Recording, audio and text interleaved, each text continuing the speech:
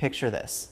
The single most critical energy artery on the planet, a narrow ribbon of water, barely 21 miles across at its tightest pinch point, has gone completely silent. No tankers slicing through the blue, no cargo ships lumbering toward distant ports, no movement at all. Over 400 fully loaded oil supertankers are trapped inside the Persian Gulf like prisoners behind invisible bars, unable to turn a screw or weigh anchor. And those bars, they are not forged from steel or concrete. They are made of something far more insidious and far less predictable. Drifting underwater mines laid carelessly, quickly, irregularly, and now completely out of the control of the very nation that placed them there. That nation is Iran. And as of this week, the United States Navy has finally moved to do what no one has dared attempt since this crisis first erupted: sail directly into that minefield and begin the painstaking, dangerous work of taking it apart. This is not a drill. This is not a show of force staged for the cameras. What is unfolding right now in the Strait of Hormuz has the potential to completely reshape the global energy order, trigger a full-scale naval confrontation, or if the operation succeeds, finally unlock the arteries of global trade and pull the world economy back from the precipice of a catastrophic collapse. And right now, every single movement, every sonar ping, every wake from a destroyer's bow matters immensely. To understand the gravity of what is happening in the Strait today, you must first understand how the world arrived at this breaking point. The chain of events began on February 28th of this year, when the United States and Israel launched a massive coordinated air campaign known as Operation Epic Fury. The strikes targeted nearly 900 strategic sites across Iran, including deeply buried command centers, missile infrastructure, and drone manufacturing hubs. The operation reportedly resulted in the death of Iran's supreme leader Ali Khamenei, an event which triggered an immediate and ferociously destabilizing response from the Iranian regime. Within days of that strike, the Islamic Revolutionary Guard Corps Navy, known by its acronym, the IRGC, began one of the most reckless and destabilizing acts in modern maritime history. Under the cover of night and using small, fast attack boats capable of high speed and low radar visibility, Iranian forces began laying sea mines across the entire navigable width of the Strait of Hormuz. There was no formal warning issued to mariners. There was no declared blockade sanctioned under international maritime law.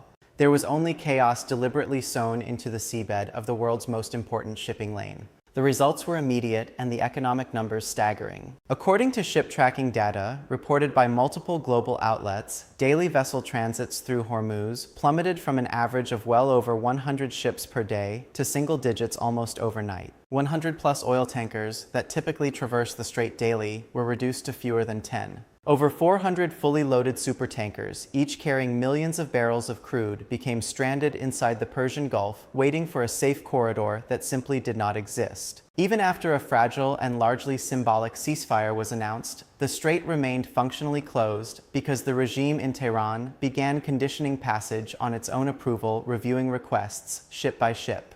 The economic devastation arrived faster than most analysts had predicted. Physical Brent crude prices surged past $150 per barrel. Economic analyses warned that the market could breach the $200 per barrel threshold if the closure persisted for even a few more weeks. The Federal Reserve Bank of Dallas issued an economic research paper describing the Hormuz shutdown as the largest geopolitically driven oil supply disruption in modern history, comparable in scale only to the 1973 oil embargo and the 1979 Iranian Revolution. The disruption to oil production across the Gulf states, including Kuwait, Iraq, Saudi Arabia, and the United Arab Emirates, reached at least 10 million barrels per day by the middle of March. That figure is not merely a statistic. It represents a shock to civilization itself, a sudden withdrawal of the fuel that powers global agriculture, manufacturing, and transportation. But this is where the narrative becomes exponentially more dangerous than a simple supply shortage. The mines that Iran laid in Hormuz were not placed with surgical precision by naval engineers. They were not mapped. They were not tracked by a central command system. American officials revealed that Iranian forces themselves had lost track of a significant portion of the explosive devices they deployed. Iran cannot locate all the mines it placed. It lacks the technical capacity to remove them. The regime created a monster, and that monster has broken free of its leash. The specific mine types identified by Western intelligence include the Mayhem-3, a moored contact mine that uses onboard sensors to detonate upon the approach of a vessel, and the Mayhem-7, a seabed resting device that lies in wait for a ship to pass within range before triggering its warhead. Both are manufactured domestically in Iran. Both are now subject to the powerful bottom currents of the Persian Gulf, which push and drag them far from their original drop coordinates. What was once a deliberate asymmetric weapon has transformed into an uncontrolled hazard that threatens everyone, including Iran itself.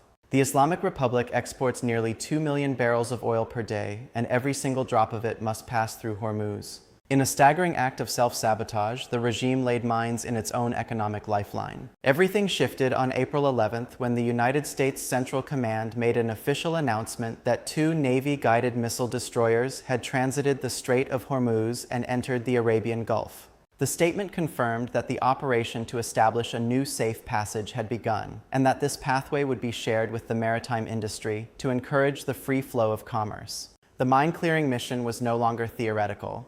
It was active and underway. That transit, however, was anything but peaceful. As soon as the American warships entered the narrow strait, Iranian Revolutionary Guard naval units began actively tracking them. Open radio challenges were issued across maritime frequencies. The Revolutionary Guards warned that any military vessel attempting to cross the strait would be dealt with severely. Tehran later claimed that the American ships had turned back after receiving these warnings, a claim that was flatly contradicted by satellite tracking data and official statements. 3 fully laden supertankers followed directly in the wake of the destroyers, representing the first civilian vessels to exit the Gulf since the crisis began. These destroyers are not ordinary surface ships. The Arleigh Burke class represents some of the most lethal and capable surface combatants on Earth. Each vessel is armed with the Aegis combat system, a platform capable of tracking and engaging hundreds of targets simultaneously across a combat radius spanning hundreds of miles. Their presence in the water is not merely operational theater, it is a strategic statement. Their mission was to establish the physical reality of a new safe transit corridor and to lay the groundwork for the deep water mine clearance operation that follows.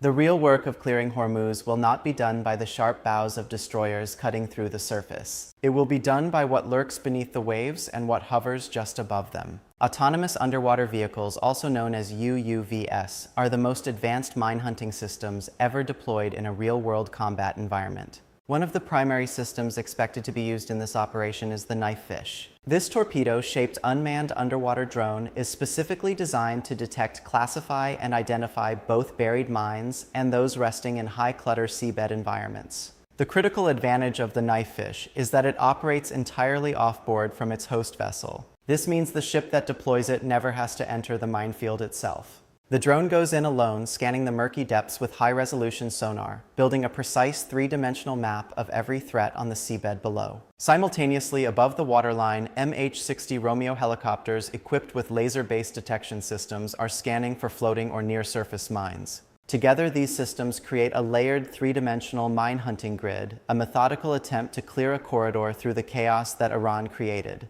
The broader operational picture involves underwater drones scanning the seabed, helicopter crews identifying surface threats, robotic neutralization devices destroying confirmed mines remotely, and Arleigh Burke destroyers providing a protective umbrella of air and missile defense overhead. The endgame is a secure surveyed shipping lane that tankers can transit under military escort. But this will not happen overnight. Before minesweepers can even begin their delicate work, a full combat air patrol must be established over the entire length of the strait. After the clearing process, destroyers must physically shepherd tanker convoys through the corridor. Even the most optimistic military estimates suggest that the full mine clearing and escort framework will take at least a month to operationalize. The center of this crisis deepened dramatically over the weekend when diplomatic channels collapsed entirely. On the same day that American destroyers transited Hormuz, high-level negotiations were taking place in Islamabad, Pakistan. Those talks ended in failure.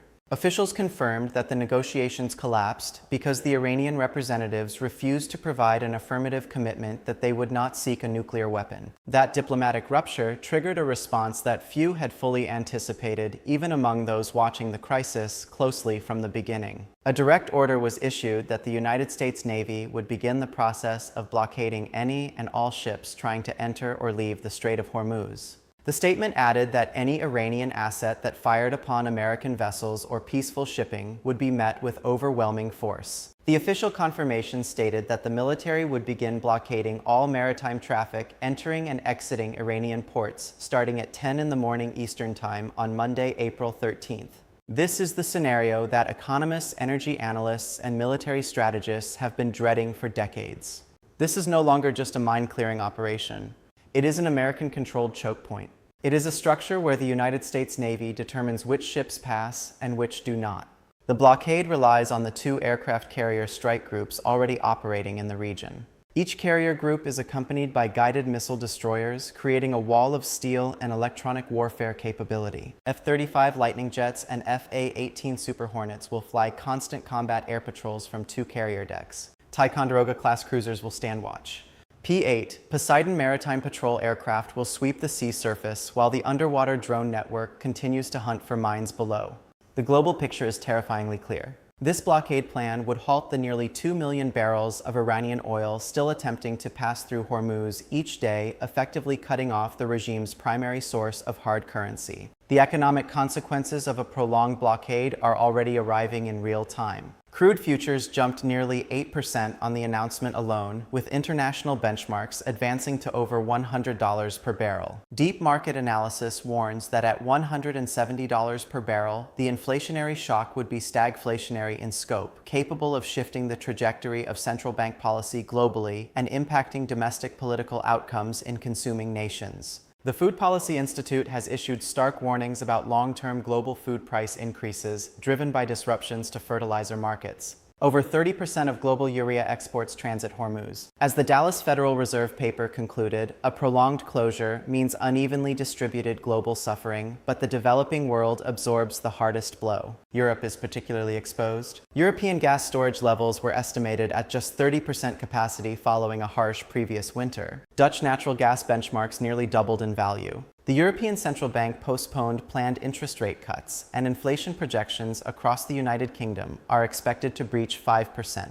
Chemical and steel manufacturers across the European Union have already imposed surcharges of up to 30% to offset surging energy costs. Europe simply does not have the independent military assets, the dedicated refueling tankers, or the specialized mine countermeasure vessels required to act alone. Any serious push to clear Hormuz requires American leadership and logistical backbone. Asia is bleeding even more heavily. China, Japan, South Korea, and India collectively depend on Hormuz for the vast majority of their oil imports. Factories in China are slowing.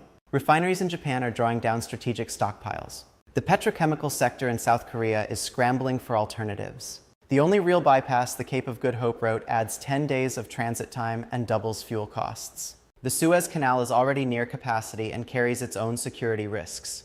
There is no clean alternative. The world runs through Hormuz. The damage extends far beyond what fills the fuel tank of a car. The Strait of Hormuz is not just an oil corridor. It is the backbone of the global petrochemical supply chain. Plastics, synthetic fertilizers, industrial resins, all of these are downstream products of the oil and gas that flows through those 21 miles of water. When Hormuz chokes, the price of every product made from petroleum climbs. And petroleum is in almost everything. The packaging on food, the components of a mobile phone, the foam in furniture, the fertilizer on the crops that feed billions of people. Gas prices in the United States had already risen significantly since the start of the conflict, with projections warning of even higher levels if the strait remained closed past the middle of April. Jet fuel in North America surged, forcing airlines to impose baggage surcharges and reduce flight routes. Major logistics carriers all implemented fuel surcharges. One Asian nation declared a state of emergency and introduced a temporary 4-day work week specifically to reduce national fuel consumption. Several developing nations in Africa and Asia were facing severe fuel shortages by late March. The crisis triggered a grocery supply emergency across the Gulf Cooperation Council states, where more than 80% of caloric intake is imported. By the middle of March, 70% of the region's food imports were disrupted. Retailers resorted to airlifting staples. Consumer food prices spiked between 40 and 120% in some Gulf cities. We are no longer discussing abstract geopolitics. We are discussing the real mechanics of supply and demand and the threat of hunger. There is another dimension to this story that operates not in the heat of battle, but in the cold calculation of strategic opportunity. While much of the world is consumed by the immediate crisis, one major power is watching the board with barely concealed satisfaction: Russia. With oil prices surging far above the $100 per barrel mark, every Western sanction mechanism designed to cap the price of Russian crude has been effectively nullified by the market reality of scarcity. Energy-hungry buyers in both Europe and Asia are quietly bending or circumventing price caps out of sheer necessity. The Kremlin's shadow fleet, built at enormous cost over years of sanctions pressure, is now operating in a seller's market of historic proportions. The Russian war chest is being refilled in real time, but there is a deeper strategic dimension to Russia's position that goes far beyond the immediate price spike. For years, Moscow has been investing heavily in the Northern Sea Route, a polar shipping corridor connecting Asia and Europe through the Arctic Ocean, entirely independent of Middle Eastern choke points. With Hormuz compromised and alternative routes multiplying costs, the Northern Sea Route is suddenly no longer a niche infrastructure project. It is a viable global alternative, and Russia controls every inch of it.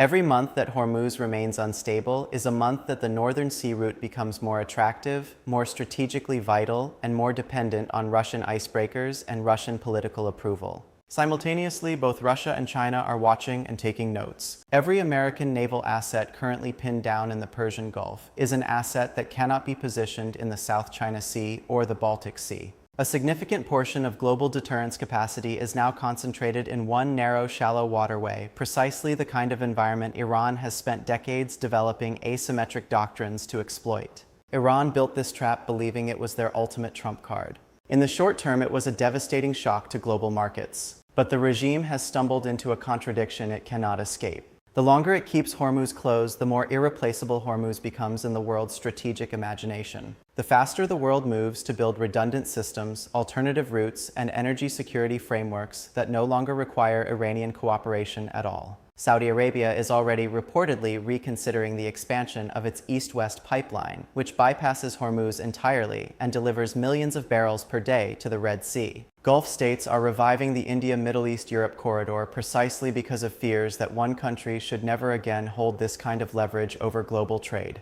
Iran's strategy, designed to inflict maximum pain on its adversaries, is producing a world that is rapidly engineering itself to not need Iranian geography at all. When that process is complete, the regime's most powerful card will have zero value. The cost of playing it will have been the destruction of Iran's own economy, its own oil exports, and its own international standing. The next phase of this crisis will be decided in three distinct moves. The first move is already in motion. The mine-clearing operation is active. Knifefish drones and MH-60 Romeo helicopters are working the corridor. The goal is to establish a surveyed safe passage, initially a narrow lane capable of escorting tanker convoys under American military protection. If that first phase succeeds, there is every reason to believe the corridor can be established, and shipping flows could begin a slow recovery. However, even if the strait opens physically, the shipping system is so deeply disrupted that a full return to normal oil flows could take until the summer months. There are approximately 400 loaded tankers inside the Gulf waiting to exit, but only about 100 empty tankers willing to re-enter a waterway they are not certain is safe. Insurers and ship owners will not commit their multi-million-dollar assets to a minefield based on hope. The psychological damage to global shipping economics will outlast the physical mine threat by months. The second move is the blockade. This is the doctrine of controlling the flow, not just clearing it for free passage, but placing the entirety of its maritime traffic under protective initiative.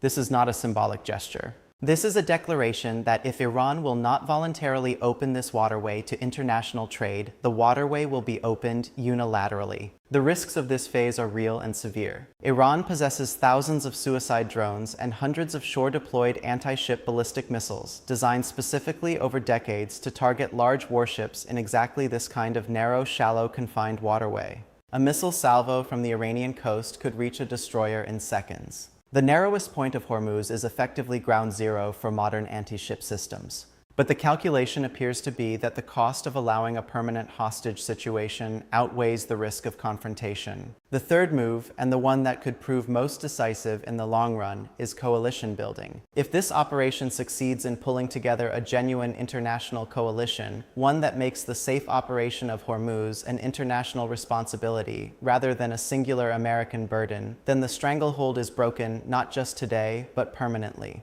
The real question is not whether the mines can be cleared. They can. Technology, perseverance, and naval power will clear a path.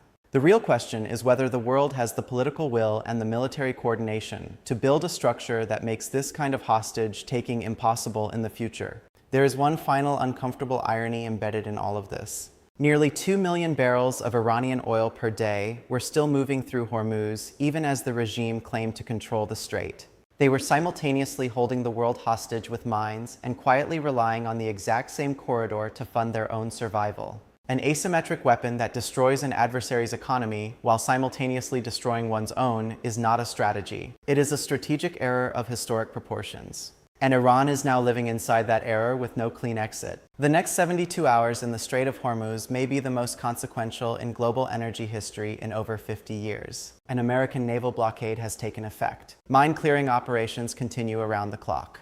Diplomatic channels are broken. Oil prices are climbing, and somewhere in the dark water below the surface, mines that nobody can fully locate are still drifting on the current. This is the world's most dangerous waterway, and the battle to control it militarily, economically, and geopolitically is just beginning.